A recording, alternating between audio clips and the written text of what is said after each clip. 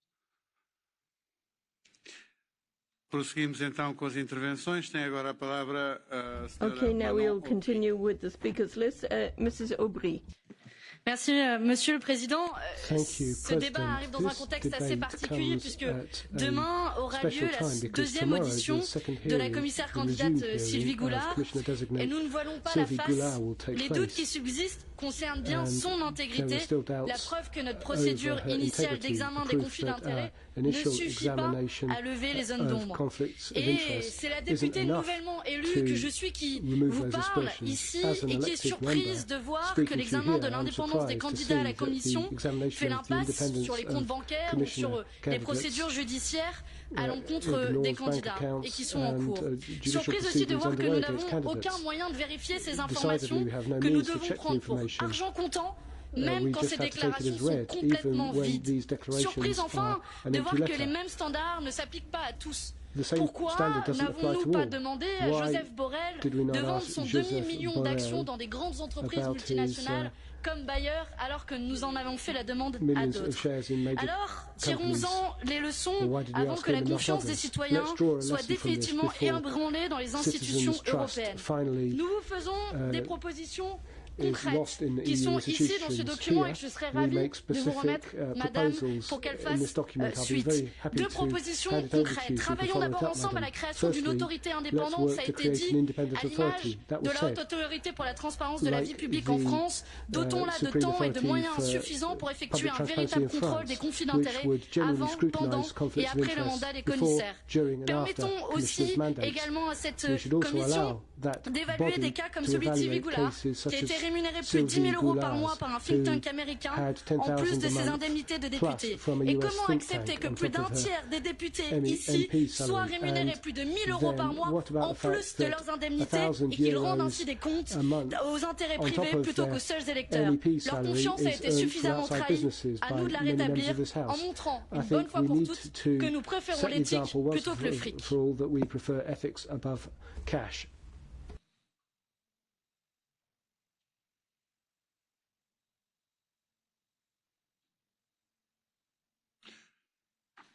Senhora Aubry tem pedido de cartão azul. Mrs. Aubry, there's a blue card for you, for Mr. Cañas. Aceita? Aceita, tem a Yes, palavra will you por accept 30 it? segundos. Gracias, Mr. presidente. Yo me gustaría que antes de formular insinuaciones tendenciosas sobre el señor Borrell en esta Cámara, le preguntase, por ejemplo, a su representante en el hearing por qué no se lo preguntó. Porque yo estuve en el hearing y yo no le escuché preguntarle sobre eso. Por lo tanto, usted estaba tan preocupada sobre esos importes. Mr. Borrell about this. If you were worried about these amounts, I don't know where you got these amounts from. Why didn't you make sure that people from your political group in the hearing didn't ask? You know what happened? You didn't ask. Pedi à senhora Aubry para responder respeitando o limite de tempo que há pouco excedeu. C'est précisément tout le problème. Ce n'est pas le rôle de nos auditions sur le fond qui sont censées porter sur le fond. Et je pense qu'on serait tous d'accord pour dire que c'est le rôle en amont de l'examen des conflits d'intérêts qui doit être fait de manière indépendante. Sachez que je siège dans la commission des affaires juridiques, que j'ai demandé à ce qu'on lui demande de vendre ses actions dans Bayer, mais aussi dans BBVA, la banque par exemple, ou alors aussi dans la gazière, dans la grande entreprise gazière. Gas company that he has shares in as well. The Legal Affairs Committee did not ask them. I regret it. Once again, it proves my point and the fact that we have to overhaul the procedure. Muito obrigado. Tem agora a palavra Thank you very much, Mrs. Aubry. Timo Vulcan is the next speaker. 1.5 minutes. Thank you very much, colleagues. What is the highest value that we as politicians have? It's integrity. It's the confidence and trust that citizens have in European institutions. The trust that we decide to the best of our knowledge and not on the basis of conflicts of interest. And that is why it is so incredibly important that within the EU, for all institutions, for the Parliament, the Commission, and also for the Council, have exactly the same rules. It cannot be the case that different institutions have different degrees of transparency, different codes of conduct. And I was in the Legal Affairs Committee, and the problem was we had new rules of procedure that no one had used before, and there weren't any clear procedures for the procedure that we were supposed to apply in the Legal Affairs Committee, and that is not something that we can present to citizens as a good procedure. And so we need to explain this to citizens, and we need to make sure that we restore trust, and an independent ethics authority is a good idea, but it's not the only thing. One of the things is we could make the statements public earlier. Olaf could be involved. I think these are all things that we need to discuss, and I think we owe it to European citizens for us to have a clean Commission, and that's something that we're going to have to work on in coming years. Thank you very much. Karen Melchior. Mange tak, og især tusind tak til Kommissionen og til Rådet for deres deltagelse her i dag. De europæiske institutioner har ofte højere etiske standarder for åbenhed og for at modvirke interessekonflikter end de fleste af vores medlemslande. Det bør fortsætte. Så når kommissærkandidater afvises, selvom landenes normer og lovgivning har været fulgt, så er det korrekt. Hvis vi ser på deltagerne i denne debat her til aften, så er 7 af medlemmerne fra Retsudvalget, og 2 af medlemmerne er fra Udvalget for Forfatningen. Det vil sige, at det er 9 ud af 10 af de medlemmer, som har været her i dag. Det har været en frustrerende proces, som mange har nævnt. Der har været mangel på tid, der har været mangel på ressourcer, og der har været mangel på at få fremskaffet viden om, hvad der er, der foregår. Der har også været mangel på åbenhed, som har været kritiseret af flere parlamentarikere, som sidder uden for udvalget. Men den frustration omkring processen bør aldrig foranledige, at man som parlamentariker bryder den tavshedspligt, som man har, og udleverer fortrolige dokumenter og oplysninger til medier og til andre parlamentarikere, som vi har set det ske i løbet af processen. Høringen i jury i Retsudvalget ser på interesseerklæringerne, og høringerne i fagudvalget er bredere. Jeg vil opfordre til, at vi går tilbage til vores udvalg her i parlamentet, opsøger viden om, hvordan man har etableret myndigheder i de enkelte medlemslande, for at revidere vores egne procedurer her i Europaparlamentet. Se på, hvordan man har med ombudsmænd og med revisionsretter i andre lande. Derudover skal vi følge det arbejde, som kommissionen allerede har startet, og som den kommende kommission vil fortsætte med at have en uafhængig etisk organ. Tusind tak for debatten i dag, og tak til rådet og kommissionen. Jeg håber ikke, vi har spildt jeres tid alt for meget. Sorry for perhaps wasting your time a bit. Muito obrigado. Tenho agora a palavra por minuto. Thank you very much. A nossa colega Marie Toussaint. And now Marie Toussaint. Merci. Opacité, corruption, impunité. Voilà le triangle des Bermudes dans lequel l'Union européenne se trouve enfermée. Comment demander, dès lors, aux citoyens de nous faire confiance? Grâce aux écologistes, nous avons conditionné la nomination de commissaires à l'examen de leurs conflits d'intérêts. Grâce aux écologistes, il est interdit aux parlementaires d'exercer une activité de lobbying visant directement les activités de l'Union européenne. Mais ces 2 avancées notables ne sont que des rustines sur une blessure bien plus profonde. Pour traiter le mal, encore faut-il le prendre à la racine. Nous avons besoin de pouvoir renforcer pour la Commission des affaires juridiques afin qu'elle puisse investiguer au-delà des déclarations d'intérêt volontaires. Nous avons besoin d'un nouveau code de conduite qui puisse établir une parfaite transparence sur les activités et les revenus des commissaires et des responsables politiques et de nouvelles règles concernant les personnalités concernées par des mises en examen. Comme les écologistes le réclament depuis longtemps, nous avons besoin d'une haute autorité de la transparence et de l'éthique afin d'en finir avec les amours interdites qui tuent l'Europe à petit feu. These little things that are killing Europe slowly. Thank you. And now the last speaker is Laura Walters. 1 minute.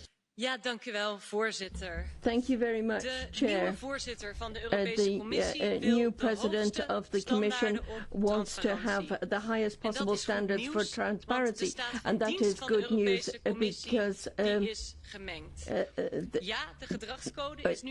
is a code of conduct, but a lot of voters remember the revolving door of Mr. Barroso, who worked for Goldman Sachs, or the case of Mr. Selmayr. But it's good that we're moving forward, but we haven't solved all of the problems, and this is why I would like to appeal to the Finnish presidency. I've heard a lot of fine words from you, but I would like to call you for action.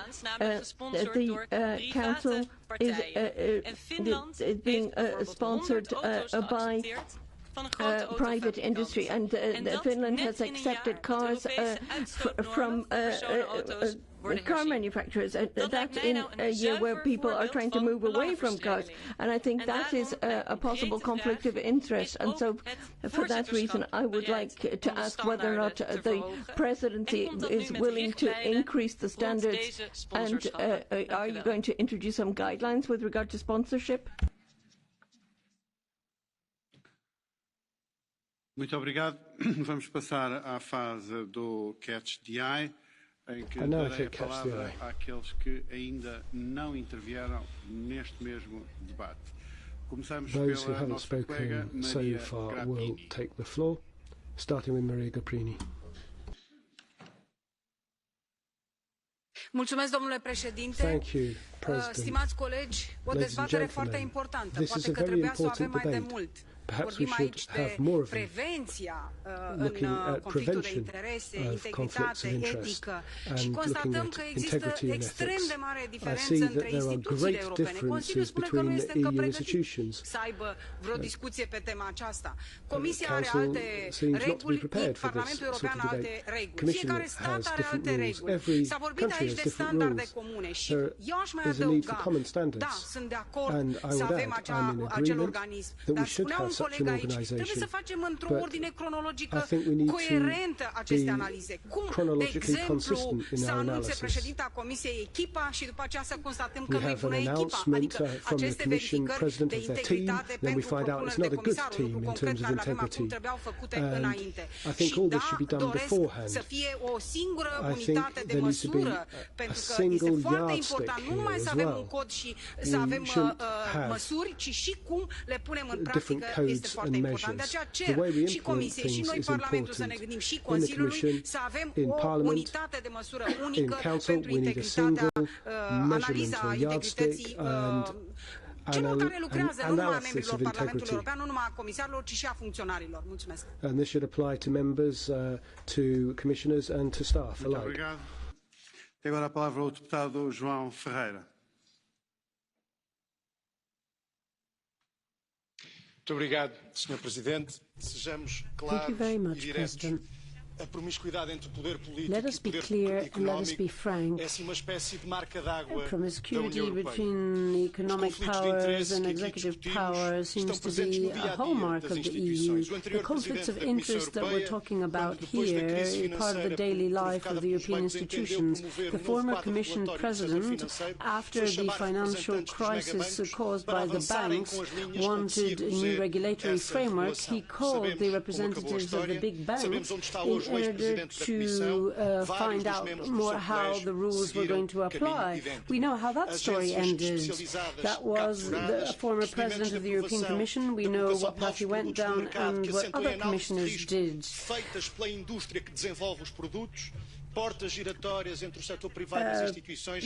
Placing products on the market based on evaluations drawn up by the same companies, revolving doors, and so on and so forth, and no code of ethics can put an end to this. There has to be a systemic change of our policies to make sure that it's public interests that are protected and not the interests of the private sector. O nosso colega Radan Kanev. 1 minute. Radan Kanev, 1 minute. Chair, we are obviously all committed to the prevention of conflict of interest. But how do we achieve this goal? Do we really need new paperwork? Do we really need endless new regulations? Do we need to impede, to hamper, I would even say often to suffocate small businesses by new bureaucratic requirements? Let alone, do we really need new bureaucratic bodies? Does such approach deliver good results? Unfortunately, my answer is no, it does not. What we really need is a strong and comprehensive enforcement of the existing laws on conflict of interest and corruption. What we really need is severe and effective sanctions in cases of breach of the existing laws. What we really need is a working European Prosecutor's Office and comprehensive European judicial system. Thank you. Muito obrigado. E tem agora, para terminar, o catch the eye, a intervenção. Thank you. To bring the catch the eye procedure to an end. Mulțumesc, doamnă președintă. Discuțiile din seara aceasta m-au îngrozit. Am văzut că există criterii subiective, criterii politice în aprecierea integrității celor care trebuie să fie în anumite funcții publice.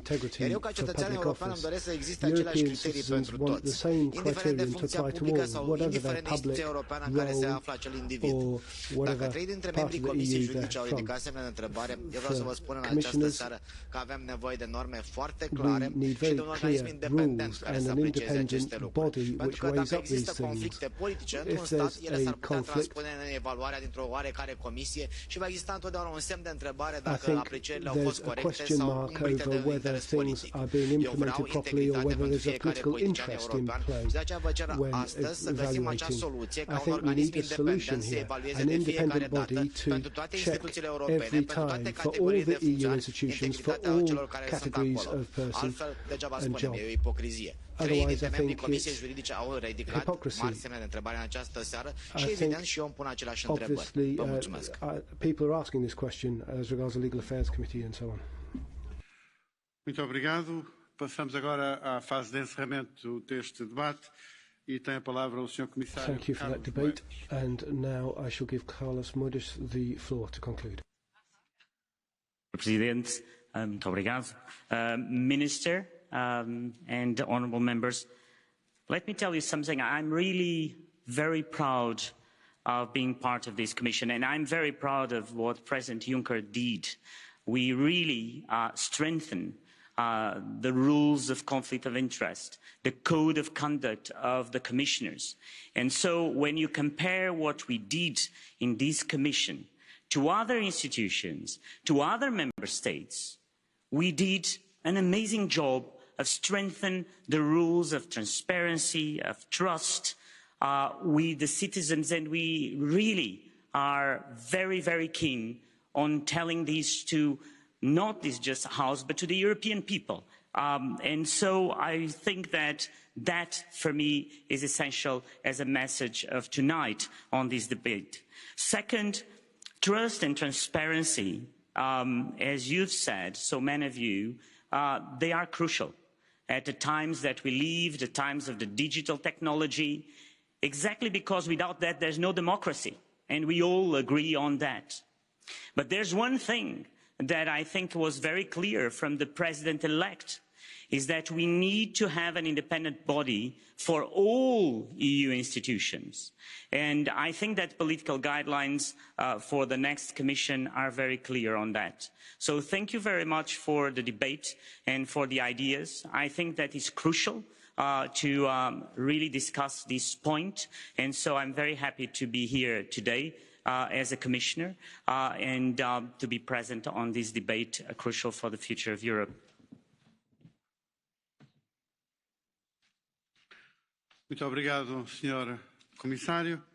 E agora para encerrar o nosso debate, tem a palavra a Sra. Ministra. I give the floor to Minister Tuppurainen. Mr. President, honourable members, ladies and gentlemen, to conclude, I wish to thank you for this very useful debate. The issue of preventing conflicts of interest is an important one.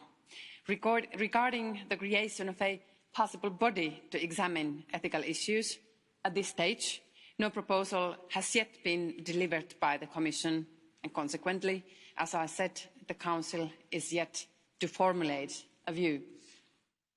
We are open to a dialogue with the Commission and the European Parliament, and are waiting with interest to possible further developments in this area.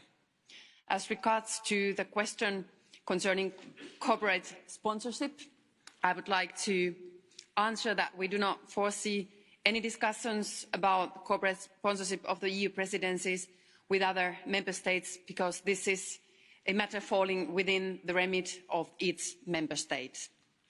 But during our presidency, we do enhance transparency in many ways.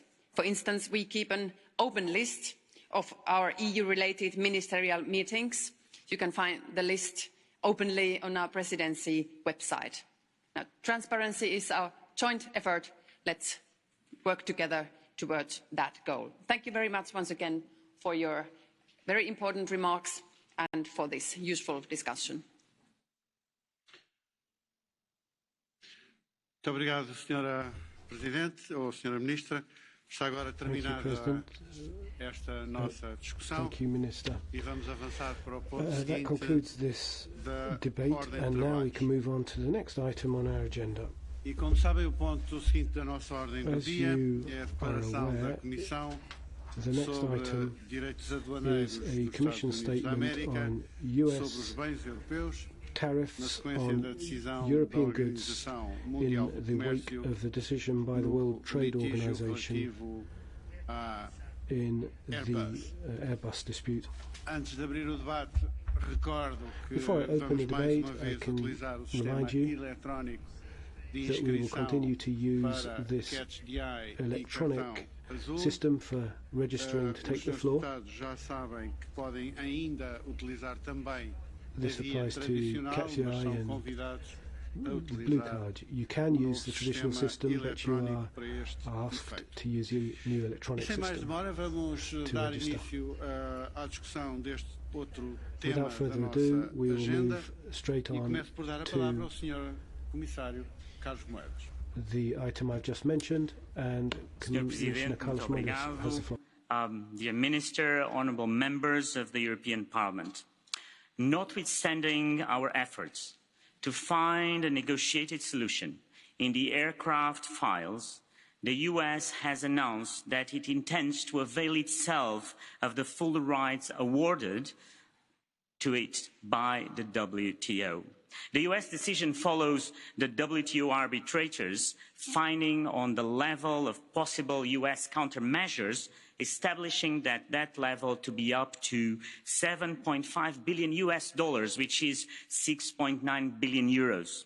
The US tariffs will apply as of the 18th of October, after the WTO dispute settlement body has formally authorized the US to impose the countermeasures. The meeting of the DSB is scheduled for the 14th of October. Let's be clear, we regret deeply the US decision to go ahead with the imposition of tariffs. While authorized by the WTO, it will only inflict damage on businesses and citizens on both sides of the Atlantic. The US product list mainly targets new civil aircraft produced by Airbus. The product list also includes a range of agricultural and industrial goods exported by different EU member states. The additional duties are at rates of 10% on civil aircraft and 25% on a range of agriculture and industrial products. The US will impose 25% duties on a number of agricultural and manufactured goods. Some 4.3 billion euros in exports to the US will be affected. So we're talking about 60% of the total value of the list, including iconic EU products like French wine, Scotch whiskey, Italian Parmigiano, Irish butter, Spanish olive oil, German household machinery, Greek peaches and Dutch cheeses. The main burden of these additional duties will fall on products exported by the 4 Airbus member states: France, Germany, UK and Spain. So that will be 87% of the total value of the list.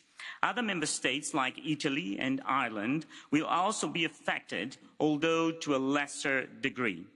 We've noted that the iconic products such as Italian wine or olive oil and pasta, as well as Irish whiskey, have been spared from tariffs.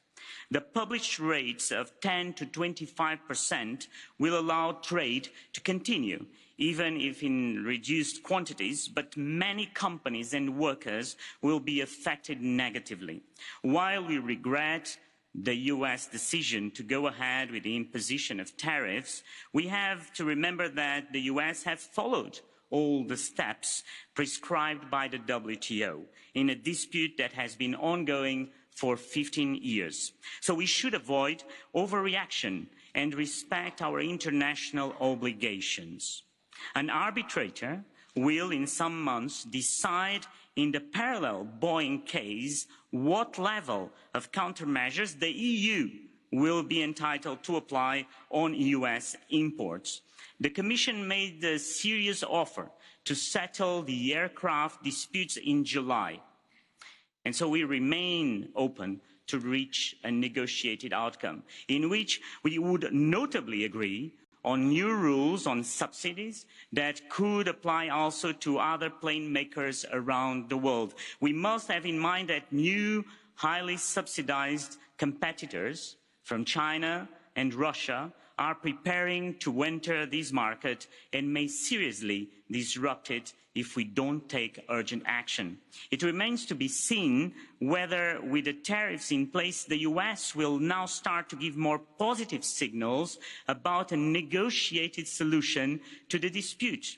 In the press release accompanying the list, it explicitly said that it is ready to do so. We are ready to negotiate even with tariffs in place, provided that the US is ready to agree on a balanced solution, which will also need to end the subsidies provided to Boeing. There have been calls for a compensation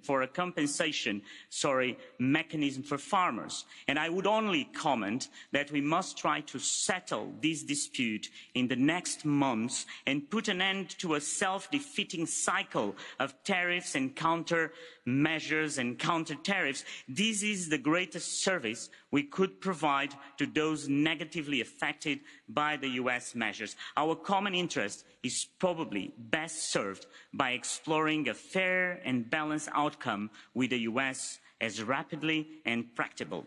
Thank you so much. Muito obrigado, Sr. Comissário.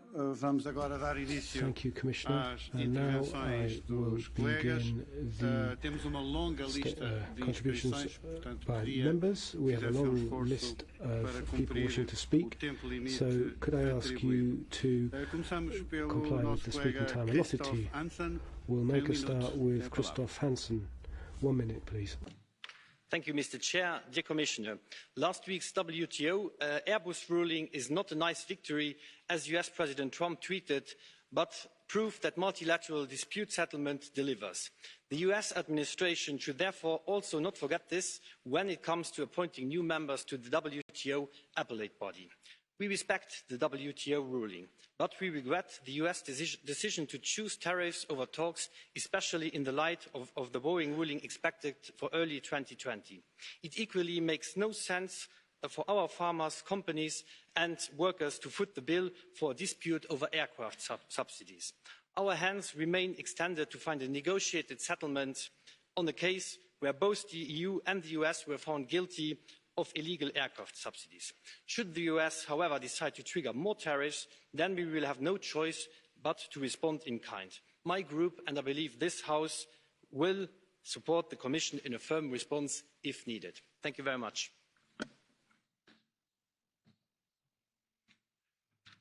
Muito obrigado. Tem agora a palavra por minuto o nosso colega Bernd Lange. Thank you. Bernd Lange for 1 minute, please. Herr Präsident, liebe Kolleginnen und Kollegen, ladies and gentlemen, diesmal sind die Zölle von Herrn Trump legal. This time Trump's Das tariffs ist are das legal. Besondere an dem Verfahren. That's Ansonsten the scheut er sich ja unusual auch thing about the nicht procedure. illegale Zölle auf Stahl, auf It's Aluminium, not illegal auf tariffs spanische on Oliven steel, zu setzen. aluminium or Diesmal Spanish ist olives es this legal. time.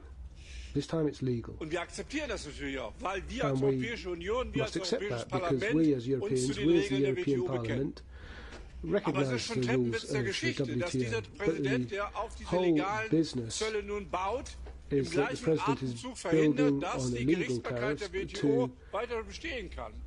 Im Dezember werden wir nur noch question einen the Richter jurisdiction of the im WTO. Berufungsgericht der WTO haben und dann wird es eben In keine the Urteile mehr Bureau, geben, die there will Konflikte be löst und one er kann die judge to be illegalen Zölle appointed, weiterführen. and Das ist ein this will have Skandal und an deswegen ja, impact wir on müssen the verhandeln, wir müssen eine Lösung illegal tariffs. hinkriegen, weil eine It's a scandalous Eskalationsstufe, situation die because setzen there Zölle, wir setzen Zölle, das there hilft is a keinem. ratcheting up Deswegen now, ja, verhandeln, and auch wenn es mit we Herrn Trump must sicherlich take schwerfällt. action, even if it's difficult to negotiate with President Trump. Muito obrigado. Agora, por 2 minutos, a nossa colega Lisa Scheinmacher. Mr. Schreinemacher, 2 minutes. This debate is called US tariffs on European goods following WTO's decision on the Airbus dispute. But today, what we're really talking about is our Dutch cheese manufacturers, our Scottish distillers, and our French winemakers. These and other European businesses will be hit if the US tariffs will be put into force on October the 18th. They are the ones that suffer the consequences when their products become more expensive on the US market, as will American businesses should Europe decide to retaliate after the WTO ruling in the Boeing case next spring. Our US-EU trade relations go back many years and form one of the most important pillars to our transatlantic partnership. A partnership that is built on our shared values, such as democracy, the rule of law, and fundamental rights. And our free trade has brought us prosperity. It has created jobs and made businesses throughout Europe flourish. And I believe that in times where free trade is increasingly challenged worldwide, our transatlantic partnership should be strengthened rather than undermined. We cannot allow ourselves to be dragged into a vicious circle of tariff after tariff. It is not too late to avoid the harmful consequences of the $7.5 billion worth of tariffs. I therefore urge not only the Commissioner, but also the US administration and my colleagues in the US Congress to work with us towards an agreement. Only by working together we can resolve this situation, and can citizens and businesses on both sides of the Atlantic continue to enjoy the benefits of free trade. Thank you.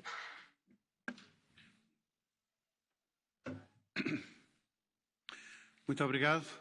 Tem agora a palavra Thank you. o nosso colega Rainer And now, Mr. Bütikofer.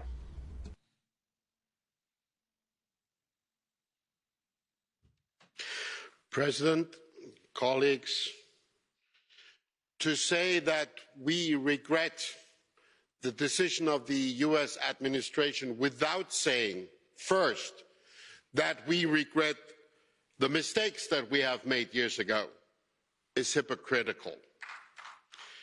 I believe we should not get all worked up. As the Boeing case has not been adjudicated fully, it will not be possible at this moment to square it off against the Airbus case. But let's not get distracted from the real issue. The real issue is that we have a basic conflict between this House and the European Union on one hand, and the US administration on the other, and hopefully some of our American colleagues would be on our side of this conflict over multilateralism in the global trade order. And I believe we can use this particular experience to argue very simply, WTO works. Let's not destroy it. Thank you.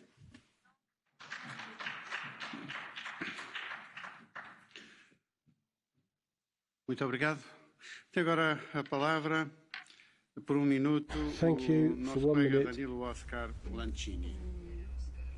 Daniel Oscar Lancini. Grazie Presidente. Thank you, President. Under this ruling against the Airbus consortium by the WTO, the United States will be able to impose $7.75 billion of new customs duties on European goods. Even though Italy is not a member of Airbus, various Italian industries will carry the can, especially the dairy industry, which has nothing to do with aeronautics at all. Today, the US have the upper hand and certainly appeals to the spirit of Euro-Atlantic cooperation will not be enough to stop their duties. The ephemeral European interest is a mere pious illusion. Merkel and Macron care solely about their own national interests, just like Trump. In this EU, Italy's woes, such as the migratory invasion, come at Italy's expense, whereas the problems faced by the Franco-German axis, from the banks to Airbus, are most surely to be paid for by all European countries. The Commission was so strict in other situations. Was it somehow inattentive to unlawful aid? Is it intending to remedy the damage by inflicting it on an industry, the agri-food sector, that's already been culpably sacrificed many times over before in free trade treaties with non-EU countries? Obrigado, caro colega. Eu sei que o tempo de minuto é muito curto. I know 1 minute is very little time indeed. However, if you speak as fast as that, you don't solve the problem because interpreters cannot keep up with you. Therefore, we must bear this in mind. And now I give the floor to Mrs. Aguilar, 1 minute. Gracias, señor presidente. Thank you very much, President. La comisaria de Comercio The Trade Commissioner, Mrs. Malmström, said to the press a few days ago that the EU had very little, it was very little that it could do and very little room for maneuver. How can she say that? That's not true. In some cases, President Juncker ran to the White House and asked President Trump not to harm German cars. After the Russian veto, 1 week later, the EU was so diligent that there was already a regulation with compensatory measures. Are there first-class citizens and second-class citizens? Is that what is happening? Since April, the EU has known that these US tariffs were going to be slapped on our products, but very little or nothing has been done in order to calm down the agriculture sector. Of course, we can't enter into war with the US because our agriculture wouldn't be able to take it, given its precarious position.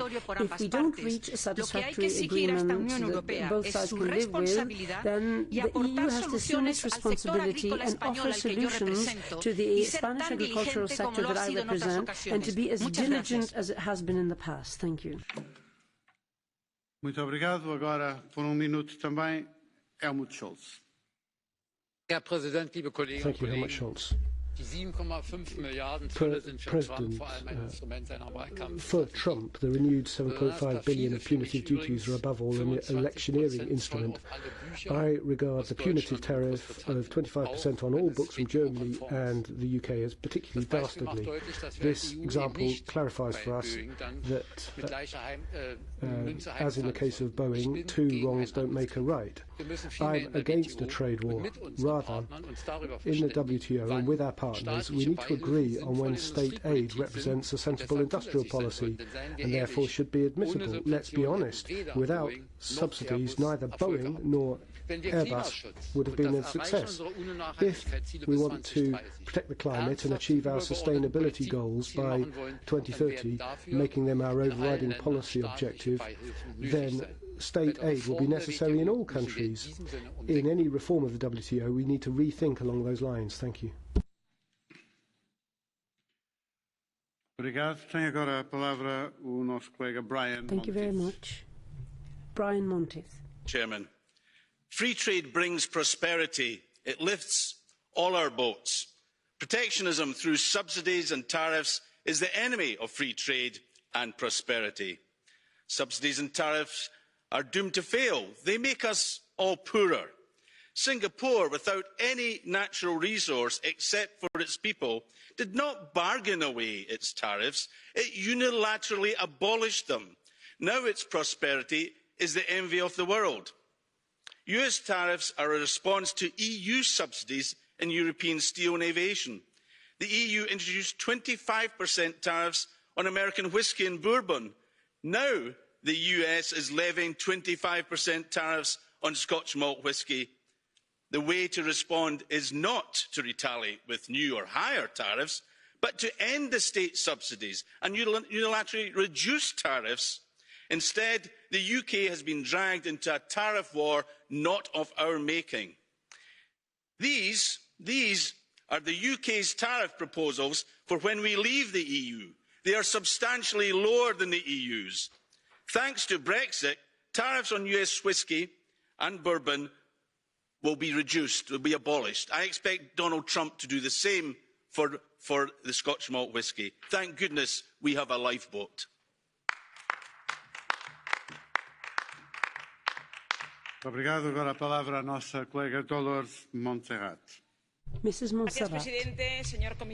Thank you very much, President, Commissioner. The threat of the damaging tariffs slapped on by Trump are jeopardizing many sectors, products, farmers, workers, and thousands of families in Spain and in the rest of Europe. Spain is one of the countries most affected.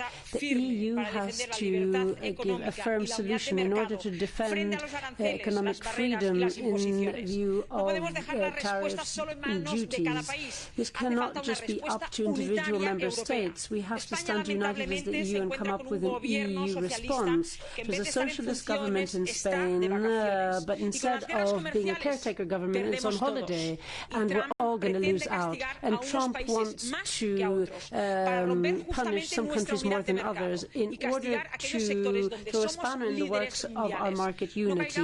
And in those areas where we are world leaders, let us not fall into his trap of not being united.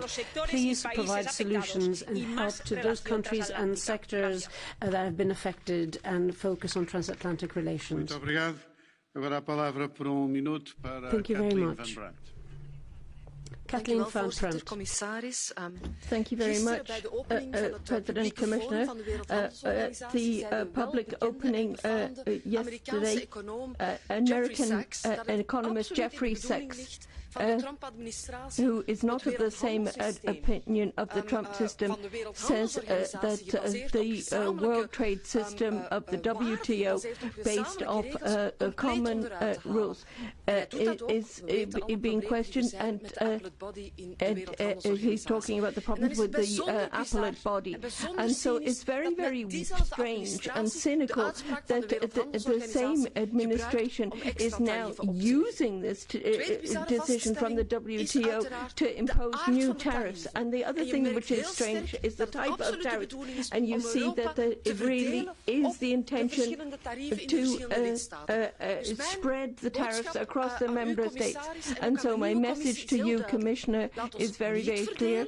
Let us work together. Let us not be divided, and let us not be naive. Negotiating is good, but if we can't find a solution, then Europe will need countermeasures.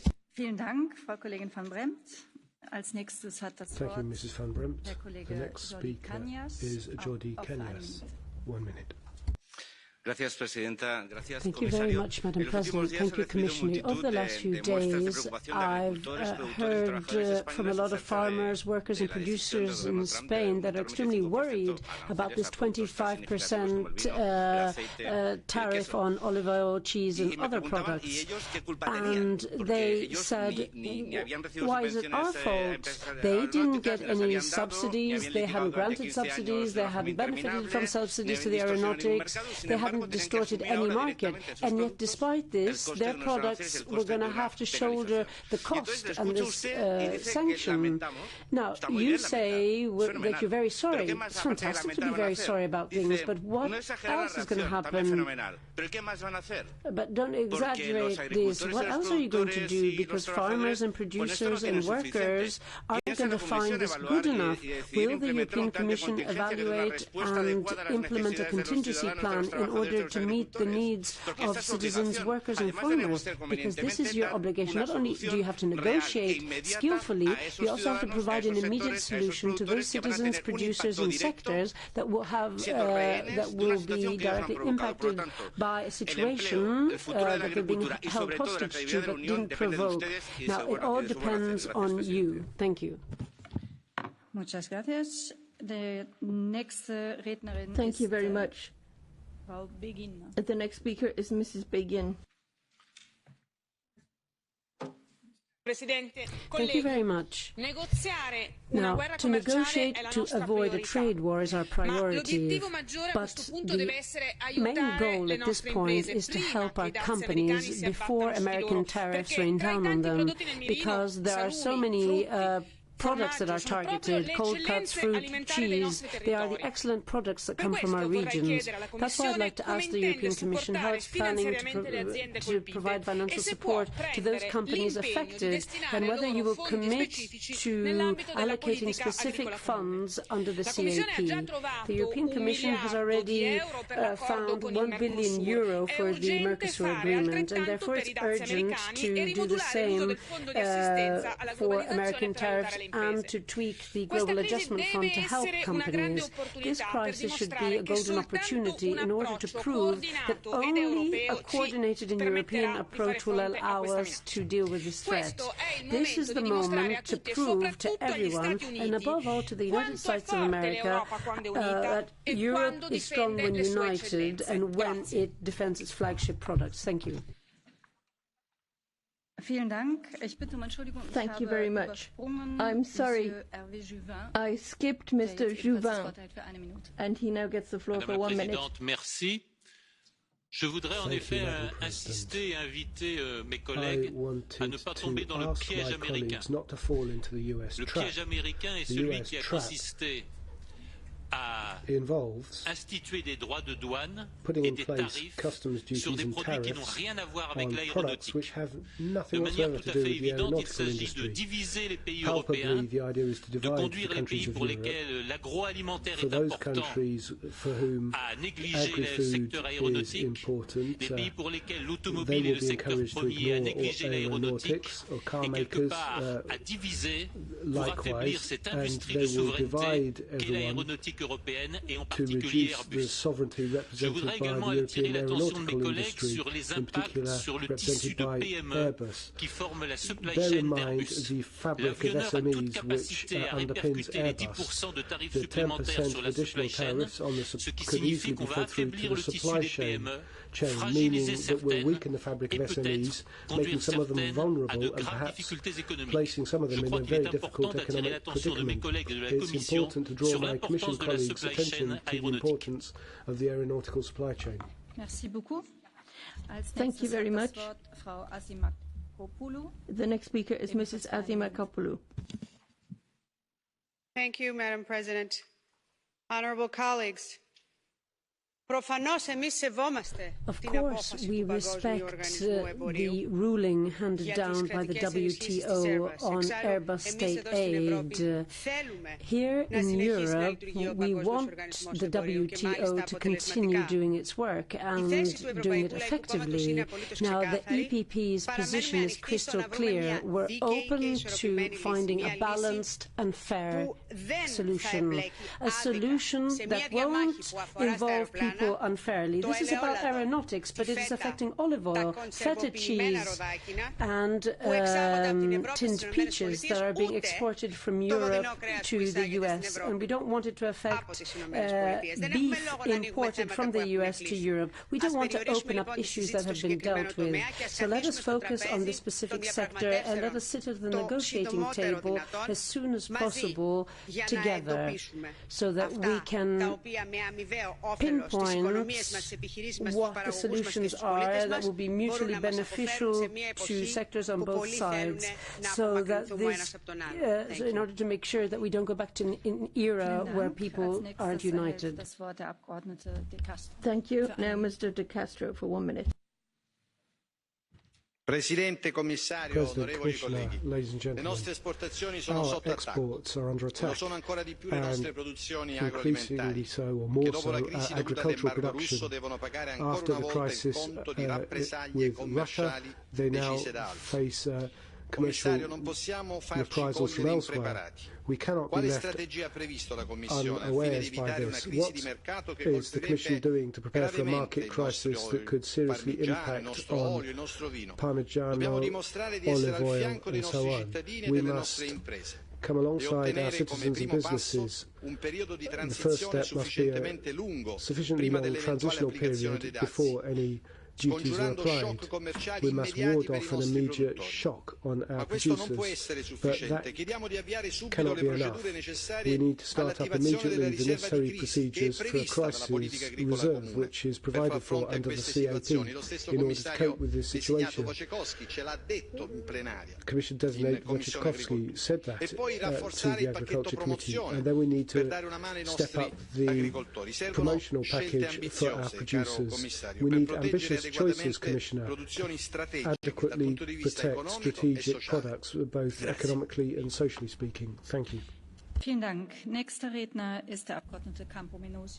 you very much. The next speaker is Mr. Campanosi. Thank you very much, Madam President. Compensation, transition periods, they're all solutions, but they don't deal with the crux of the matter. We're here this evening because the European Commission lost at the WTO. We're here this evening because this was predictable. We've known this. We've been expecting this for 2 years, but the European Commission was not in a position to negotiate with our US counterparts. We're talking about Airbus, France, Germany, the UK, and Spain are effective, but we don't understand why Italy has to foot the bill like the others, and in some sectors more than others. Italy has nothing to do with this. We don't take money from Airbus, we don't pay anything to Airbus, but we've understood that Mrs. Malmström, who isn't here, wasn't interested in looking at this, and neither is her successor, Phil Hogan.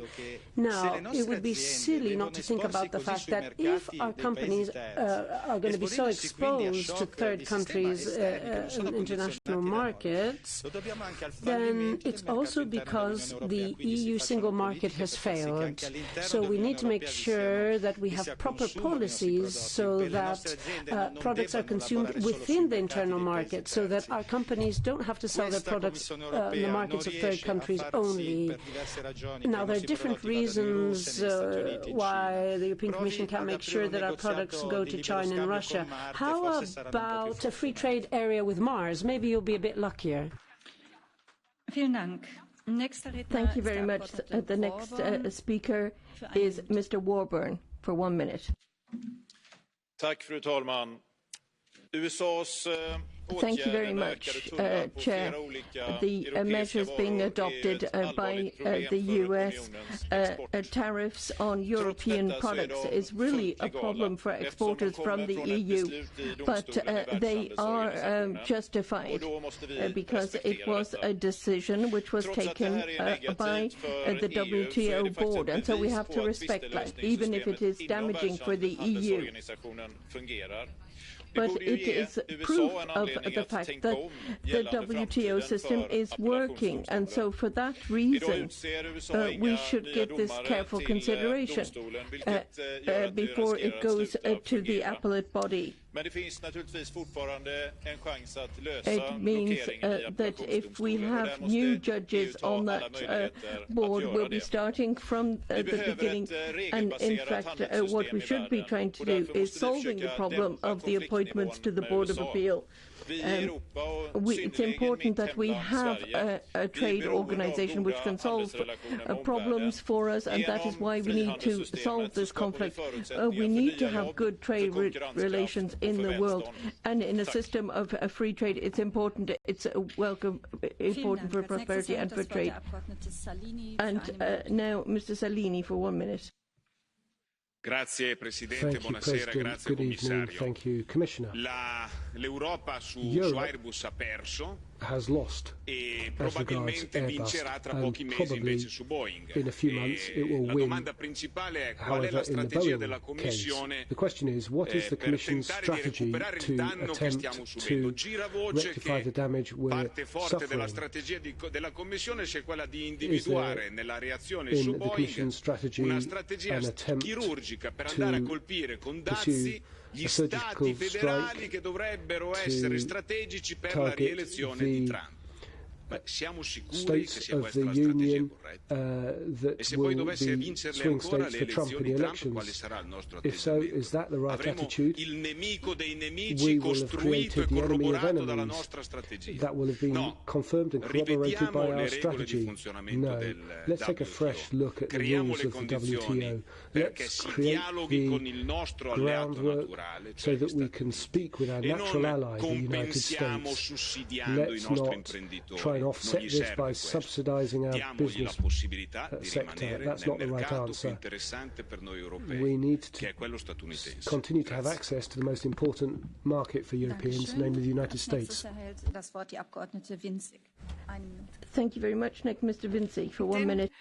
Geschätzte Kolleginnen und Kollegen, protecting the European way of colleagues, protecting the European way of life means that Europe has to continue to be a strong trading community to guarantee jobs and to guarantee prosperity. We all know that there are difficulties globally, particularly when there are areas that don't want to see a strong Europe. We find ourselves in the middle of a sandwich between the US and China, and I don't think it's a good idea to have these retaliatory tariffs. I think it's punitive and creates a lot of bureaucracy. Germany will be affected by this trade dispute. People are calculating a loss of up to 2 billion euros, and that's quite serious for neighbouring countries as well that are suppliers for the German industry, and there is the risk that this could trigger a chain reaction. It can and should not be that a dispute between two aircraft manufacturers is something which punishes our SMEs, and so for that reason I appeal to the Commission to work for clarity with the WTO and also to discuss things with the US to come up with a win-win solution in favor of prosperity and jobs. Thank you very much. We're already running a little bit late, and so if people take 50% more speaking time, we'll get even later. The next speaker will be Mr. Garcia Margallo. 1 minute. Thank you very much, Madam President. A story, a genius promised something to a traveller. He said that they could have whatever they wanted with only one condition. He would give double of whatever they chose to their worst enemy, and he decided not to remain mute. That's what Trump did. Trump never believed in the WTO and came up with reprisals against a lot of European products: olive oil, olives, wine, ham, cheese and fruits in the Spanish case.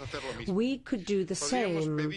We could ask for compensation for the damage for the Foreign Sales Corporation, doped with more than $24 billion. We could also ask for US products to be punished to the tune of $10 billion, which is the value of the state aid given to Boeing by the state of Washington. But if we followed this strategy, it was only the lawyers in China that would stand to gain.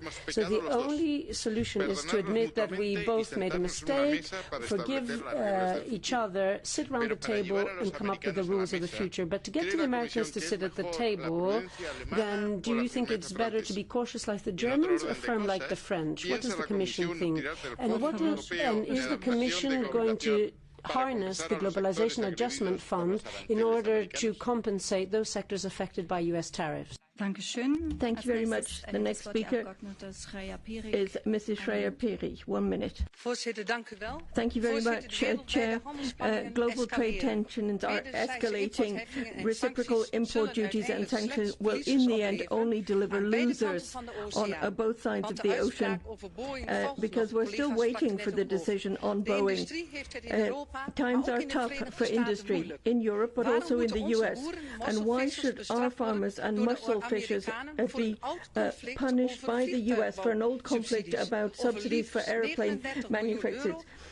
Over 39 million euros worth of Dutch cheese, sausage and pork meat will be threatened by punitive charges. We need to work together with the US to eliminate tensions and reach solutions through negotiations. That will be the best thing for the Americans, but also for us in Europe, because if the US hits us, then the US will then have to take countermeasures. We, as Europeans, should be reaching out our hand to President Trump to try and find a fair solution.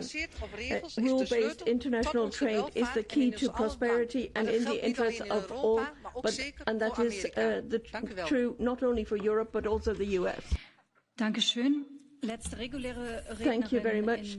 The last speaker on the list is Danuta Hübner, and I would also like to point out that we've got 4 people who would like to take the floor for Catch the Eye, and I would like to allow these 4 people to take the floor, but we will not be able to take any further speakers because, as I say, we are already running a little bit behind. Thank you. Colleagues, I agree with Commissioner Malmström that Airbus-linked tariffs are short-sighted and counterproductive. We repeatedly said that we were ready to find a fair and balanced solution to this 15-year-old legal battle. Also, a year ago, Presidents Juncker and Trump agreed not to escalate trade disputes. I can only hope that, like Commissioner Malmström, also Phil Hogan will spare no effort to engage deeply with the US on this.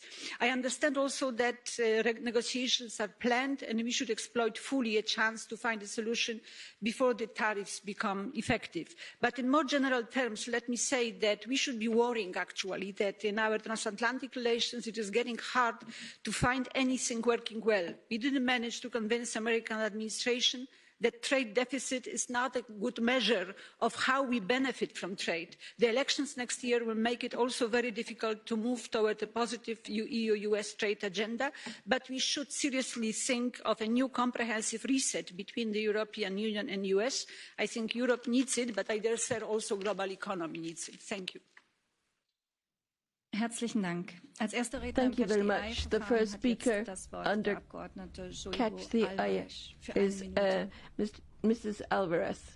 Gracias, Presidenta, Comisario. Thank you very much, President, Commissioner. This is a wonderful victory. This is what Mr. Trump said when he heard that 7.5 billion euro in tariffs would be slapped on the products of EU farmers. I don't think this is a victory for anyone, but undoubtedly it is a serious defeat for European farmers and producers, especially Spanish ones. If this goes through, we will lose a key market for our experts. Companies will lose millions of euro and many jobs will be in jeopardy. These are unfair attacks by Mr. Trump, but the EU has to rise to the occasion. And EU farmers and stock breeders are waiting for measures to be taken in order to cushion the blow. Storage costs in the case of olive oil, for example, promotion campaigns for Spanish products that will help offset the loss of our market shares, and WTO measures in order to help when there are market imbalances, as happened in the case with Russia. Thank you very much. Die Abgeordnete Aguilera. Next speaker is Aguilera. Gracias, Presidenta. Thank you very much, Madam President. Commissioner Moedas, I'm afraid it's you who has to deal with this on behalf of Mrs. Malmström. Please tell her that We know that the European Commission was worried about this and has tried its best, but the agricultural sector would like her to put as much effort in this as in other industrial sectors. We cannot be the bargaining chip in negotiations or the victims of a trade war, as has happened with the Russian veto over the last 4 years. This cannot go on. We have to find a solution. Maybe we need to contemplate a transition period and solve this. We have to do this with a lot of energy and effort. We know that there's an outgoing commission. We know the situation is difficult, but the sector is suffering. We're having protests. Olive oil producers are protesting in Madrid because of the problems with prices.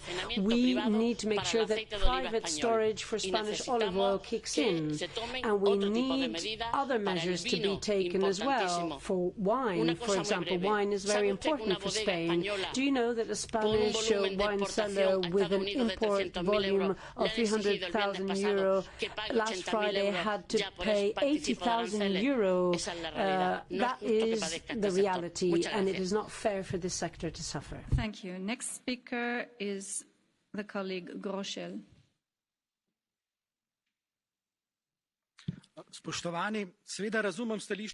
Thank you very much. I understand the Commission's position, and I think we should stick to multilateralism and free trade. But we shouldn't have illusions. We know what policy we are talking about. This is a policy that is aimed at reducing our competitiveness, and they want to ensure that jobs move to other parts of the world. This is a legal move, but still, I think that the Commission should stay committed to multilateralism and that they should adopt measures to protect the European industry. We should protect our supply chains as a priority, because the SMEs form a key part of this, and this is the backbone of our industry, as we all know. And this has important socio-economic aspects. Thank you. Als nächstes und als letztes the next das Wort die Abgeordnete Bilbao Barandica. Is Mrs. Bilbao Barandica.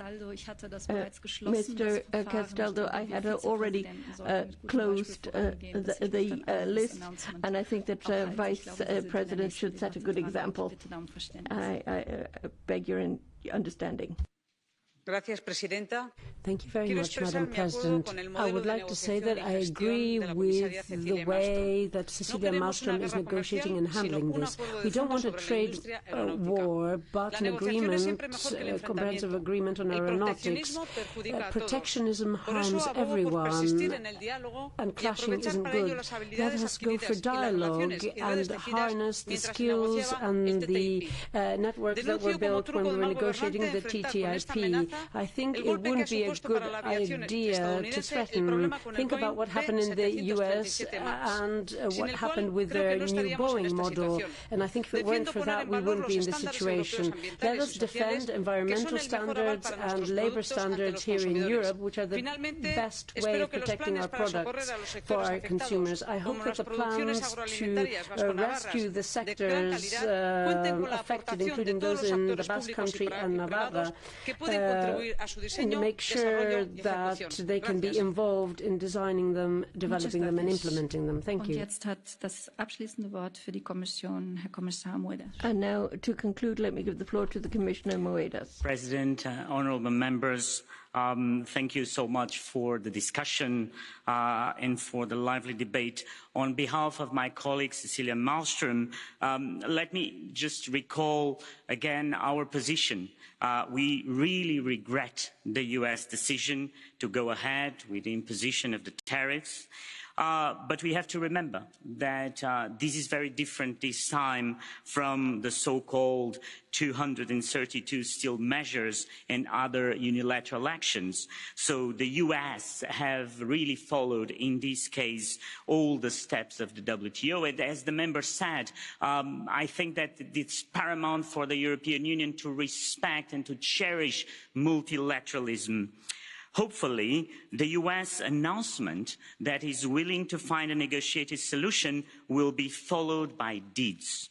And as indicated before, both sides should have an interest in finally closing this long-standing dispute, also in the light of new entrants and aircraft markets.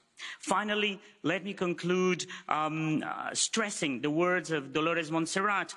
The point here is unity. You have and we have to be united. Without unity, we're not strong. Another proof of the importance of the European project. So the essential to negotiate a good solution is really to be united. Chair, if you allow me 30 seconds, I will switch to Portuguese, just for 30 seconds. Senhoras e senhores, é a minha última vez neste plenário. Gostava de vos dizer que foi grande privilégio, privilégio dos últimos 5 anos, talvez o maior privilégio da minha vida, poder estar aqui, e por isso quando os meus colegas me pediram se eu podia substituir, aceitei na hora, porque adoro este espaço. Gostava de agradecer a todos os membros do Parlamento, mas gostava também de agradecer àqueles que fazem trabalho extraordinário, que estão ali atrás, os intérpretes, a todos aqueles que estão aqui, os huissiers, o pessoal administrativo, que fazem desta casa the administrative staff and all those who make this a magical place. Thank you very much indeed. Herzlichen Dank, Herr Kommissar, auch für diese persönlichen Worte. Ich hatte jetzt nicht das Vergnügen, mit Ihnen zusammenzuarbeiten, aber ich bin sicher, dass das Haus I didn't have the pleasure of working together with you, but I'm sure that I can speak on behalf of the Parliament in thanking you. The next item on the agenda is the statement by the Vice President and High Representative on the situation in Syria. Before we start the discussion, I would just like to let you know that we have a new system which we are testing, and this is a way to deal with blue cards, and we're doing this electronically. You should have received an email about this, and you have the instructions for that system on your desk in front of you, so members can use the function button on their electronic voting device. And so for that reason, I'd like to remind you to bring your voting card so that you can make use of this system. And in addition to the use of the electronic system, you can also make a request the traditional way, holding up your hand or a piece of paper, and so you can also hold up a blue card for the blue card procedure. And if you want to register, you can do that immediately. You don't have to wait until the statement has been completed. And now it's a pleasure for me to give the floor to the Vice President and High Representative Federica Mogherini. Thank you very much, Madam President. The Turkish operation into northeast Syria can open